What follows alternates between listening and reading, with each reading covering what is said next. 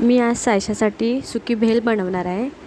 त्यासाठी लागणार आहेत लाह्या, कापलेला टोमॅटो, कापलेला कांदा आणि कापलेली कोथिंबीर आणि मीठ. मीठ चवीनुसार घेऊ शकतो. तर मग अजून एक त्यात ॲड करायचं आहे शेव. शेव तुमच्या फरसाण किंवा बारीक शेव वापरू शकतो. त्यानंतर घ्यायचं आहे आंबा, कैरी. ती साल काढून बारीक कट करून घ्यायचे. तर मग हे सगळे साहित्य मिक्स करून घ्यायचे. टोमॅटो, कांदा, कैरी, कोथिंबीर आणि चवीपुरतं मीठ. आणि अजून त्यामध्ये ॲड करायचं आहे ते म्हणजे शेव.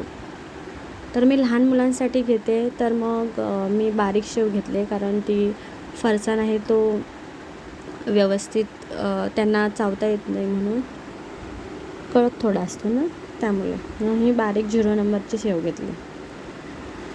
तरी शेव त्या लाह्यांमध्ये मिक्स करून घ्यायची.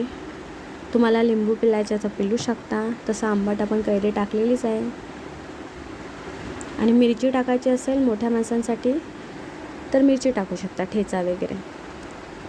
झाली आपली भेल तयार. थँक्यू.